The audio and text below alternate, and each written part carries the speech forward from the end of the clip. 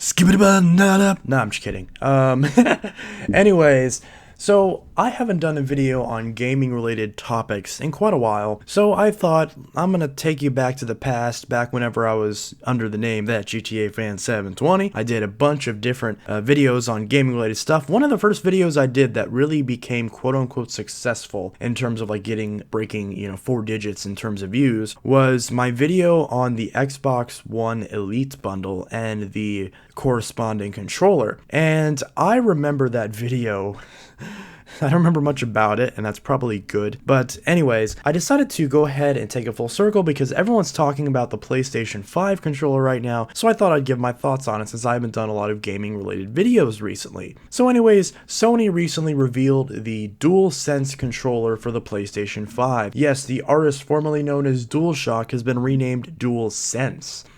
It's still basically a DualShock controller, let's be honest. It just has slightly more advanced rumble.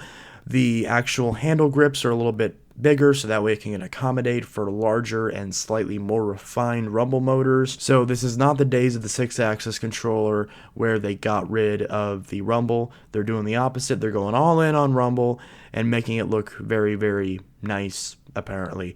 So speaking of nice, a lot of people seem to not be enjoying the new design. The new design for the DualSense controller, at least the one that Sony has officially revealed, the two-tone black and white design, is relatively polarizing. Some people like it, and some people hate it. I'm kind of somewhere in the middle. I really don't care, honestly. I think it looks fine. It gets the job done. It'll be easy to spot for sure because it does look a little bit unique. So if you're trying to find it in a sea of controllers, in your drawer full of controllers, if you're a game collector and you have a bunch of different consoles, it should be easy to find your PS5 controller if you get the flagship black and white color scheme. I'm assuming this is going to be the color palette of the launched console because this is the controller they're showing off right now. But of course, it's PlayStation. With how many times we've seen the PlayStation 4 and Xbox One controllers be released in other colors, if you have an issue with the design of the DualShock 5 in terms of the DualSense controller, with the color scheme, they're going to make more colors. They're going to make a white one, they're going to make a black one, a blue one, a red one, maybe an orange one. They're going to make a bunch of different colors.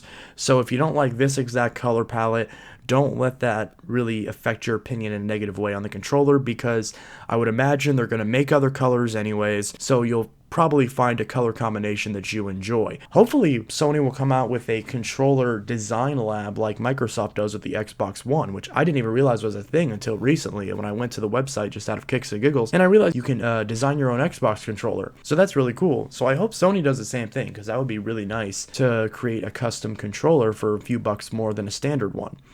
But anyways, getting back to the controller itself, as far as the design goes, a lot of people don't realize that this is actually the third time that Sony has re-engineered or redesigned a controller because obviously the original PlayStation controller was mostly modeled after a Super Nintendo controller, and there was also the DualShock for the PS1. People don't realize there was actually a controller in between called the Dual Analog controller. It's kind of a rare controller nowadays. It's very hard to find. I have yet to see one in person.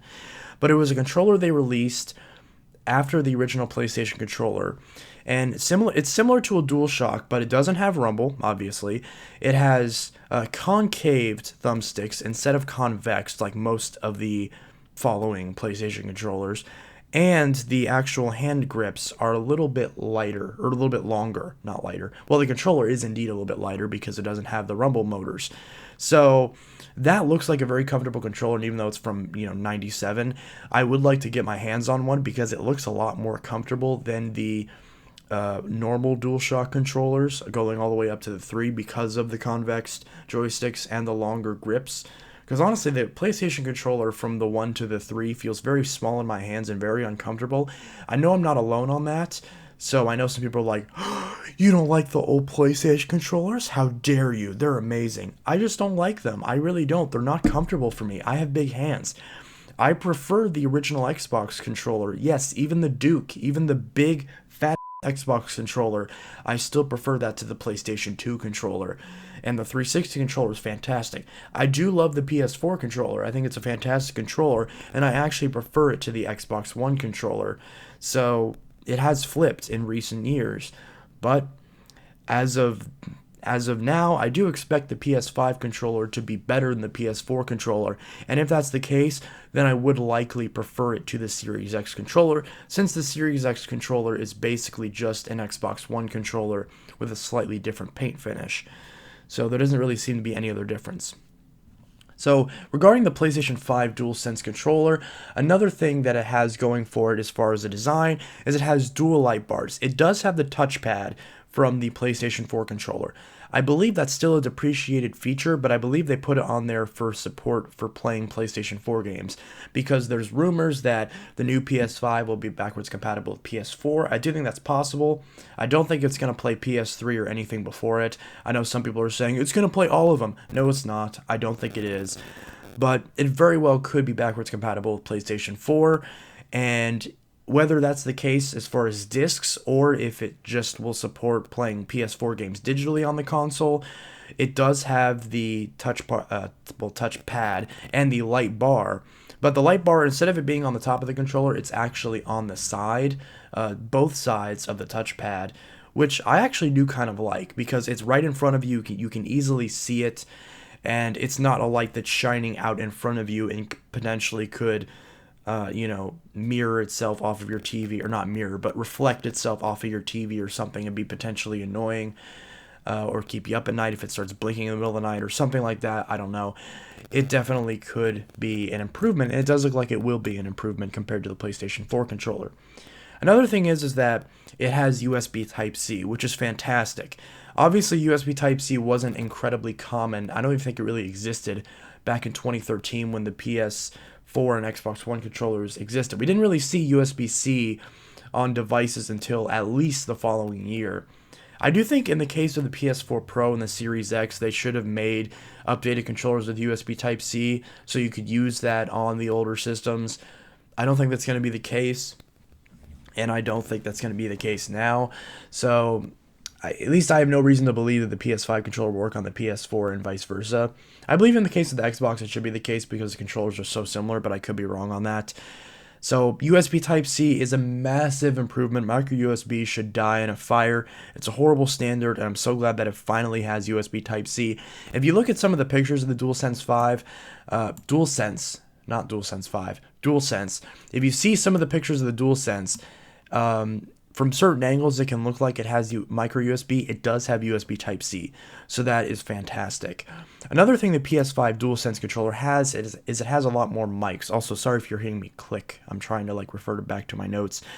The PS5 DualSense controller does have an expanded mic array. Now, the PS4, I believe, has a microphone built into it. I know it has a speaker, but either way, the PS5 controller does have expanded mics on it, so that way, presumably, if you don't want to use a headset, or if you want to just, I guess pretty much that's the only thing I can think of, is not wanting to use a headset.